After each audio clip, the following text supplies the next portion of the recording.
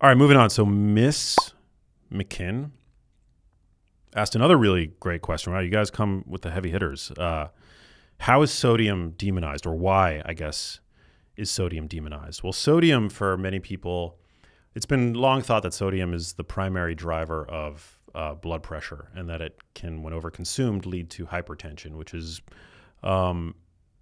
no bueno. You don't want to be hypertensive. You don't want high blood pressure. Even subtly high blood pressure is not good.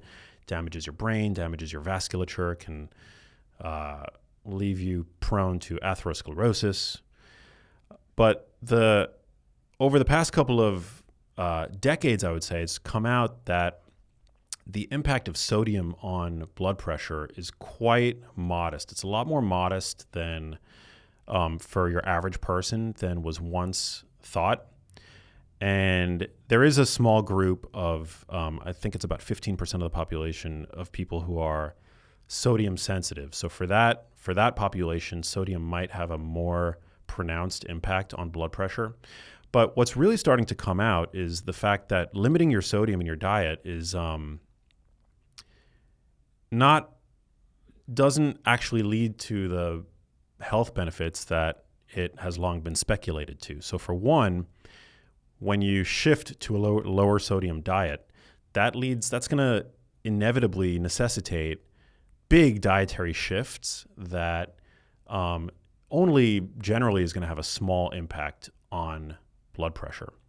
And it's also worth noting that the vast majority of sodium that most Americans ingest come from ultra-processed foods, canned foods, processed foods, and things like that. It's only a tiny minority of sodium that actually comes from the salt that you add to your food. In fact, if I recall correctly, the data shows that it's about 7% of the sodium in your average American's diet that comes from the salt shaker or salt that is added to home-cooked recipes. Again, the vast majority comes from ultra-processed foods. So once you minimize your consumption of ultra-processed foods, which is smart from the standpoint of health, not least of which cardiovascular health, most people are generally not at risk of quote-unquote over-consuming sodium. In fact, I just to use myself as an example, I eat a very minimally processed diet. I do the occasional ultra-processed food definitely sneaks in here and there, as an indulgence food or as a convenience option. But when focusing primarily on minimally processed whole foods, it does actually become an issue where you're getting your sodium from. Sodium is an essential nutrient. It's a macro mineral, meaning we need to ingest a relatively large amount of it every day for good health, to feel good. Like I know on days when I'm under consuming sodium, I'm prone to headaches. I feel sluggish. I just don't feel my best. So we definitely can't fear sodium. And recent research has actually suggested that it's not necessarily even the sodium, because sodium does have an impact on blood pressure. It maintains, fluid homeostasis in the blood volume and stuff like that. But it's not necessarily the sodium that is the problem. It's the underconsumption of other micronutrients that help to balance out sodium's impact. So a study from 2018 found that very low salt consumption actually increased risk of cardiovascular disease in a study of 94,000 adults. High salt consumption had no impact except for over 5 grams a day, which is very high. But that increase actually disappeared when adequate potassium was consumed. And potassium is found in, you can find it in fruits, vegetables. Obviously, bananas are well known for having a lot of potassium. Avocados have a ton of potassium. Also meat. Red meat, beef, salmon, great sources of potassium that most people don't realize.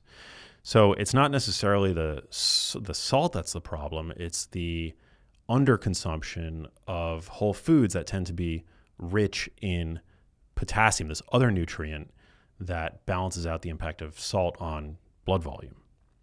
Another study, a newer study from 2021, found that higher intakes of potassium and magnesium, but not lower sodium, reduced cardiovascular risk. And this is from the Framingham offspring cohort. So my perspective, my position would be, well, if you're not eating lots and lots of processed foods, do not fear the salt. don't fear the salt shaker. Use salt to make foods like broccoli, Brussels sprouts, vegetables taste good. I mean, salt is wonderful. It's incredible. Instead, I would focus more on where you're getting your potassium from, where you're getting your magnesium from. Magnesium is found in, nuts, seeds, dark leafy greens, things like that. So we got to stop demonizing sodium. Interestingly, for a long time, the top source of sodium in the American diet was bread and rolls. And that was displaced, I think last year or the year before, by pizza and other processed foods. So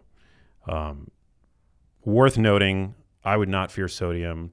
If you happen to be a sodium sensitive hypertensive, which can be tested for, it's a different story. But again, that's the minority of the population. So I would not fear sodium. Hey, if you liked that video, you need to check out this one here, and I'll see you there.